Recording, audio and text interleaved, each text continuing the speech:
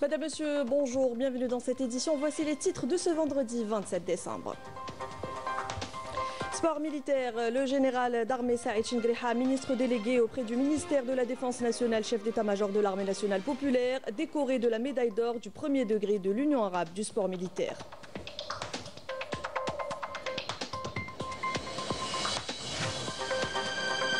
Clôture du 3e championnat arabe militaire de boxe à Alger. L'Algérie sacrée championne arabe avec une moisson de 12 médailles d'or. Les détails dans cette édition.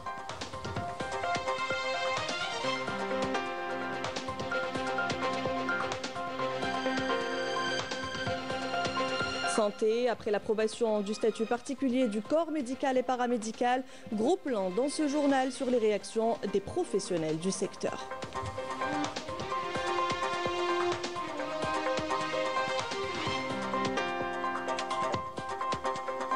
Et plongés au cœur d'un patrimoine riche et intemporel, nous irons à Timimoun, la perle rouge du Sahara, où l'architecture traditionnelle raconte l'histoire et l'âme d'une région unique.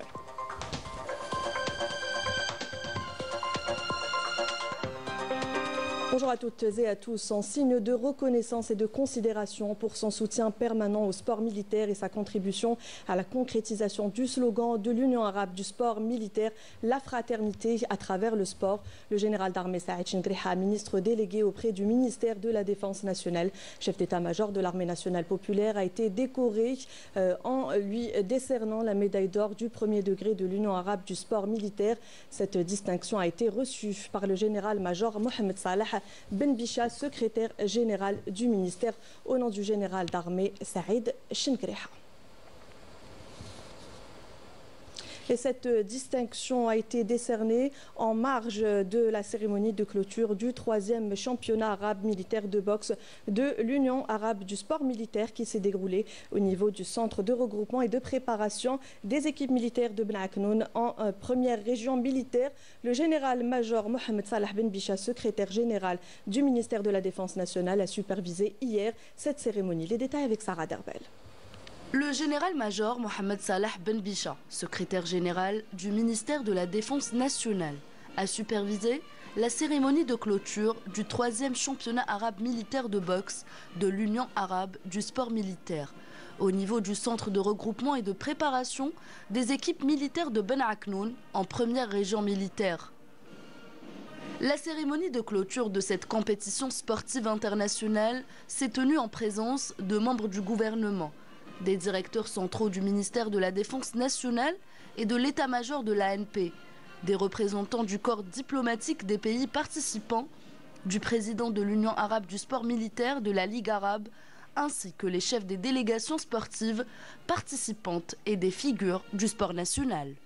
Dans son allocution de clôture, le secrétaire général du MDN a souligné l'importance du sport dans la consolidation des relations entre les armées et le peuple, avant de féliciter les vainqueurs de ce championnat, tout en souhaitant à l'ensemble des participants davantage de succès lors des prochaines compétitions.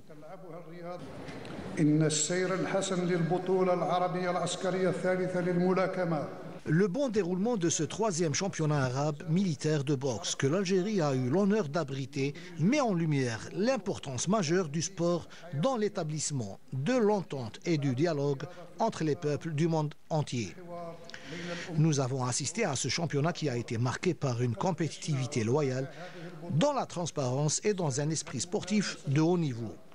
Alors que je présente mes sincères félicitations aux athlètes et aux équipes couronnées, je tiens également à saisir cette occasion afin d'encourager l'ensemble des participants qui n'ont pas eu la chance d'être consacrés à faire preuve de persévérance et de détermination pour davantage de succès lors des prochaines compétitions.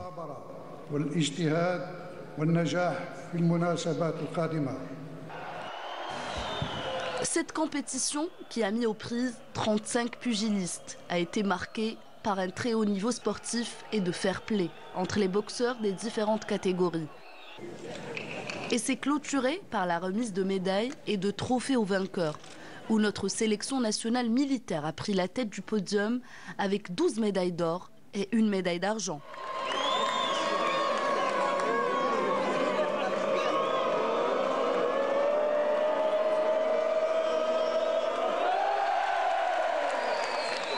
La deuxième place est revenue à la sélection tunisienne avec 1 médaille d'or, 2 médailles d'argent et 2 médailles de bronze. Alors que la sélection de l'Arabie Saoudite a occupé la 3e place avec 5 médailles d'argent et 2 médailles de bronze. Au chapitre santé, le ministère a révélé des détails du statut particulier des professionnels de la santé. La loi a été approuvée lors du dernier Conseil des ministres et comprend entre autres la création d'un nouveau grade de promotion et d'un nouveau poste supérieur au profit des praticiens médicaux spécialistes. Le droit à fournir des prestations d'études et d'expertise dans leur domaine de spécialisation en faveur d'autres secteurs d'activité. L'approbation du statut particulier du secteur de la santé a été saluée par les professionnels médicaux et paramédicaux. Plus de détails dans ce sujet, signé Amal Bouarba. Le statut particulier des corps médicaux et paramédicaux comporte de nombreuses nouveautés à même d'améliorer les conditions socio-professionnelles des travailleurs de ce secteur névralgique. Le texte stipule la création de nouveaux grades de promotion et de postes supérieurs au profit des médecins spécialistes et offre la possibilité de fournir des prestations d'études et des expertises pour d'autres secteurs. Autre mesure, le droit de bénéficier d'une année de congé scientifique et l'introduction de dispositions transitoires pour la nomination au grade de médecin spécialiste hors catégorie. Pour les pharmaciens et les chirurgiens dentistes, il est prévu la création d'un nouveau grade réservé aux titulaires de diplômes de docteur en pharmacie et en médecine dentaire, outre la création d'une fonction de médecin référent pour les médecins généralistes. Autant de mesures saluées par les professionnels du secteur. Nous nous félicitons de l'adoption du statut particulier de la santé. Cela va nous motiver encore plus dans notre travail. C'est une reconnaissance des efforts des professionnels du secteur. Cela va contribuer à l'amélioration des conditions de travail des professionnels du secteur et de leurs performances. Nous saluons cette démarche qui vise à valoriser le travail des professionnels de la santé. Concernant les médecins inspecteurs de santé publique, il est question d'une révision des rythmes de promotion et de classification des postes supérieurs. La création de nouveaux grades de promotion et de postes supérieurs ainsi qu'une reclassification est également prévue pour les professeurs d'enseignement de santé publique. S'agissant des paramédicaux, le texte préconise la création d'un nouveau grade de promotion et d'un nouveau poste supérieur avec une révision de la classification des postes supérieurs et la régularisation des grades afin de les aligner sur le système de classification en vigueur. À la faveur du nouveau statut particulier, tous les professionnels du secteur bénéficieront d'une augmentation de salaire, d'indemnisation et de garantie de la protection de toute forme de pression, ainsi que du droit de promotion exceptionnelle pendant ou à l'occasion de l'accomplissement de leur mission lors de circonstances exceptionnelles et de crise sanitaire. Et de la santé, on va parler éducation. Dans un entretien accordé à la télévision nationale, le ministre de l'Éducation nationale, Mohamed Zahir Saadawi, a salué de son côté l'adoption du statut particulier du secteur de l'éducation, estimant qu'il s'agit d'un acquis important qui aura des retombées positives sur la famille éducative. Je vous propose de l'écouter. Le statut particulier des fonctionnaires appartenant au corps spécifique de l'éducation nationale est un acquis important pour toute la famille de l'éducation nationale qui aura des retombées positives sur tout le secteur. La mise en application des nouvelles mesures interviendra dès la publication de ce statut au journal officiel. Aujourd'hui, la famille de l'éducation est appelée à s'impliquer davantage, tenant compte de l'intérêt permanent porté à ce secteur sensible par le président de la République. Les différents acteurs de l'éducation et les partenaires sociaux sont appelés à travailler de concert au service de l'école algérienne. Et direction le Maroc où les manifestations populaires se poursuivent. Les Marocains dénoncent la politique du fait accompli adoptée par le régime du Marzane, une stratégie qui persiste dans la voie de la normalisation, ignorant totalement la volonté de son peuple farouchement opposé à cette démarche. Ikram Kadi et Majda Jahmoun pour les détails. Entre pauvreté galopante, hausse de coût de la vie, le Maroc s'enfonce dans une spirale de crise avec des tensions sociales interminables. Les citoyens marocains semblent pris au piège d'un système incapable de répondre à ses besoins les plus élémentaires. La dégradation a même touché le secteur de la santé. Désormais paralysé par une vague de protestations menées par les médecins, ces derniers rejettent 2 projets de loi controversés, l'un sur la grève et l'autre sur la retraite, qui les privent des droits essentiels tout en renforçant des pratiques jugées abusives. Résultat, un blocage des hôpitaux et une population encore plus vulnérable. Nous sommes là pour concrétiser nos revendications. Il est inadmissible de priver subitement le fonctionnement du secteur public de ses droits.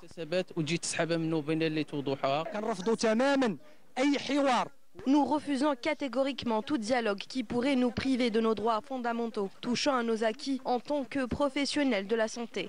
Même si les manifestations des Marocains sont pacifiques, le Makhzen refuse toujours toute discussion, confirmant ainsi sa gestion autoritaire qui aggrave davantage la situation. Mais le malaise ne s'arrête pas là. La normalisation avec l'entité sioniste, imposée contre la volonté des Marocains, prouve que la priorité du Makhzen n'est pas son peuple. En effet, ce régime reste au service des intérêts étrangers, laissant son peuple dans une précarité croissante. Les Marocains, délaissés sur tous les fronts, se heurtent à un mur d'indifférence, une situation où l'aspiration à la dignité et la justice sociale restent sans réponse. Au Proche-Orient, les exactions sionistes se poursuivent. Au moins 11 Palestiniens sont tombés en martyrs, dont des femmes et des enfants. Plusieurs autres ont été blessés ce vendredi tôt dans de nouvelles frappes de l'aviation de l'armée d'occupation sioniste, prenant pour cible plusieurs zones de l'enclave palestinienne dans la bande de Gaza.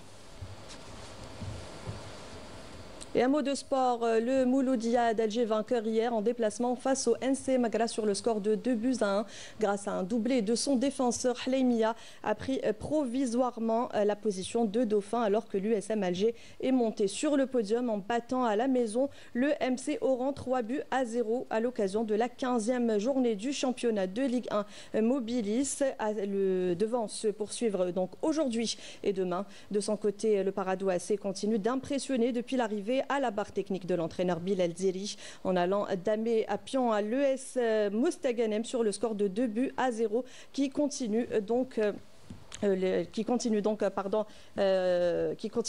de manger son pain noir en alignant sur un 7e match sans victoire. Et les péripéties de cette dernière journée de la phase allée de la compétition se poursuivent donc aujourd'hui et demain samedi avec notamment le déplacement du leader du championnat, la JS Kabylie, à l'ouest pour affronter la Sochlef alors que le CS Constantine et l'ES Sétif logés ensemble à la 3e place en compagnie de l'USM Alger seront en appel au sud pour défier respectivement la JS Saoura et l'US Biskra. Et direction Timimoun, dernière halte de notre série consacrée à Timimoun. Nous nous intéressons à son architecture aujourd'hui, un patrimoine riche et intemporel. L'attraction principale de l'Oasis Rouge est indéniablement sa vieille ville, construite en réseau de ruelles étroites et de maisons en terre formant un labyrinthe. C'est un reportage signé Mriem Damis. Timimoun, un nom chargé de mystère et d'histoire. Les habitants, eux, le connaissent bien. Selon l'une des légendes locales, la ville tire son nom d'un ancien habitant, un homme nommé Mimoun, qui aurait laissé son empreinte sur ce coin du désert. Timimoun, le nom de Timimoun était créé dans le Qarn al-Hijri. Le premier qui s'appelle Mimoun. Avant, les gens ils habitent dans les châteaux, c'est dans les ruines, c'est dans les forteresses. Bon, il y avait des fois, il y avait des conflits, les razzias avant, bon, tu sais, nous sommes dans le désert, chaque fois un conflit va tomber sur un château. Bon, il y avait un marabout, un soufi qui dit à Mimoun, pour vous laver de la force, faites faire votre maison par terre en terre. Et sa femme s'appelle Nafatna Outidikils. Et son père, c'est Amran. Mimoun ibn Amran, c'est le nom de Timimoun. En explorant ces ruelles étroites, on découvre un véritable labyrinthe de maisons traditionnelles, parfaitement adaptées au climat saharien. Construite en argile et en palmier, elle reste fraîche l'été et conserve la chaleur en hiver. Un véritable savoir-faire des habitants qui ont su exploiter les ressources locales pour créer des habitations confortables tout au long de l'année. Mais ce qui distingue cette ville, c'est la couleur ocre-rouge de ses maisons. Mélange d'argile et de terre locale, cette teinte se fond naturellement dans le désert, mettant en valeur la beauté du paysage. Timimoun a présenté l'architecture néo-soudanaise, une architecture unique et a des symboles inspirés de l'architecture locale. On trouve plusieurs bâtiments, notamment l'ex-hôtel Oasis Rouge, classé patrimoine national depuis février 2015, pour des raisons historiques et esthétiques liées à les métiers et les savoir-faire ancestrales de Timimoun, notamment la sculpture murale sur argile. Les matériaux de construction, on trouve l'adobe, c'est une technique locale. C'est une terre moulée séchée au soleil. C'est une technique locale qui existe jusqu'au nos jours. Notre centre essaye de conserver ces métiers-là et ces techniques de construction.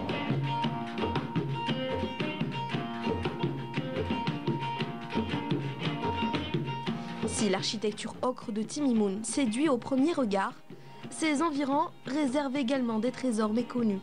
Les Qsour d'Erled et Lishta, à quelques kilomètres de la ville, sont de véritables témoins d'une histoire saharienne séculaire et d'une civilisation authentique, tout en offrant un patrimoine architectural unique.